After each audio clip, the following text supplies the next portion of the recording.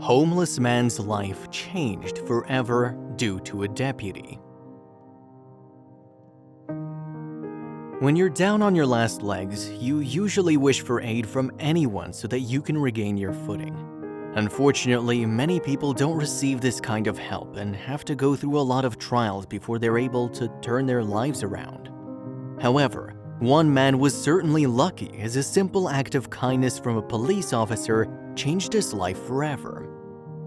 Mick Meyer didn't know he was adopted until he was 16. His biological mother gave him away when he was a baby, and he was adopted by the Myers family in California. They already had a few kids, but they wanted an even bigger family. Growing up in San Leandro, California, Mick was a typical shy kid. He was an introvert and usually stayed out of other people's way. He had a few close friends, played in the Pacifica High marching band, and was generally liked by his peers. To everyone else, Mick's life seemed great. He had friends to hang out with and parents who loved him. However, things at home weren't as perfect as they seemed. His adoptive mother gave him lots of love and affection, but she was the only one out of the family that did so, which meant that Mick wasn't as close to the rest of his adopted family and had a hard time socializing with them. It didn't help that his siblings always ignored him, leaving him to spend most of his time at home alone in his room. It goes without saying that he felt isolated and even abandoned by his adoptive family. Mick told reporters later that he was living a life as alone as a person could possibly be. Although he was generally liked in school and made a few friends here and there, Mick never made any real connections. After finishing high school, Mick lost contact with a few friends he had, and things only kept getting worse from there. He felt like no one loved him and didn't have the support of a family. He wanted to make something of himself, he just didn't know where to start. Then, just when Mick thought things couldn't get any worse, his adoptive parents passed away, leaving him completely alone. He lost the only people in the world that actually cared for him, and soon found himself in a hard position as his siblings completely cut off contact with him, making sure Mick knew that they were done with him. With nowhere to turn, Mick realized that he was going to have to look after himself from now on. Mick eventually found a job as a truck driver. He was finally able to make some money, put a roof over his head and food on the table. After a rough start, he was getting his life back on track. The only problem with truck driving was that it isolated him even more. The long shifts driving from state to state didn't offer many opportunities to meet new people or make new friends. After a while, loneliness crept back into Mick's life. But things soon took another turn for the worse when Mick suddenly lost his job. With no family or friends to turn to, Mick had nowhere to go but the streets of California. It was hard at first, but Mick adjusted quickly. During his first few years, he made money playing his guitar and singing to people walking on the sidewalk in San Leandro, California.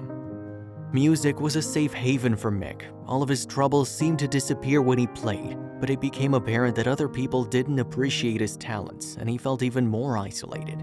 He tried to get off the streets, but without a support system or outside help, Mick was stuck. Days turned to weeks, and weeks became months, and before he knew it, Mick had been on the streets for nearly 3 decades. But his luck would soon change. Deputy Sheriff Jacob Swalwell of Alameda County knew Mick Myers as the homeless guy who begs for money on the highway. He warned him to stop panhandling several times, but Mick always came back the next day. Mick didn't want to bother anyone or cause any trouble, but he needed to make money to afford at least one hot meal a day. Deputy Swalwell realized that he was going to have to push a little bit harder to get his message across. So one day he approached Mick intending to write a ticket. I'd given him so many warnings and I asked him for his ID and he said he didn't have one, Deputy Swalwell told CBS this morning. And I immediately asked, why don't you have an ID? The two started talking, and that's when Deputy Swalwell learned the real story about the homeless man's life. Like many people, he wrongly assumed that Mick had ended up on the streets after a life of crime or addiction. I learned more that he was disabled and had been homeless for 30 years. He was not an alcoholic, he didn't use drugs, he didn't use tobacco, Deputy Swalwell told CBS. Mick had been a victim of circumstance, and due to not having an ID, he couldn't receive any social security benefits, something Deputy Swalwell decided to help with. However, the process turned out to be much more complicated than he expected. Mick explained that he used to have a driver's license from his truck driving days, so it seemed this was the perfect place to start. Unfortunately, their hopes were dashed when the DMV had nothing on file. Decades had passed since he first applied for a driver's license, and the DMV had no record of it. Deputy Swalwell and Mick realized they had a long road ahead. They now needed to track down all of Mick's original documents, which seemed nearly impossible. But Mick was in good hands as the deputy wasn't one to give up. Deputy Swalwell called his pastor and explained Mick's situation, asking him to help gather the necessary documents for Mick. While the pastor got to work, Deputy Swalwell personally began tracking down Mick's birth certificate. After a long search, he finally got his hands on it and learned something about Mick along the way. Although his biological parents' names weren't listed on the birth certificate, his birth name was. Mick's birth parents named him Gordon Michael Oakley, which was the first clue to Mick's past. After a lot of time and effort from both Deputy Swalwell and his pastor, Mick finally received his ID card. The local news station caught wind of Mick's story and wanted to run a story about Sheriff's act of kindness. If it's something as simple as helping them just to get back on their feet by getting them an ID so they can get some state or government federal benefits, then it's the least we can be doing as law enforcement officers, Deputy Swalwell said. It seemed that the story would have ended there if one Mark Askins hadn't seen it. He worked for a nonprofit organization called Miracle Messages, which helped reunite homeless people with their loved ones.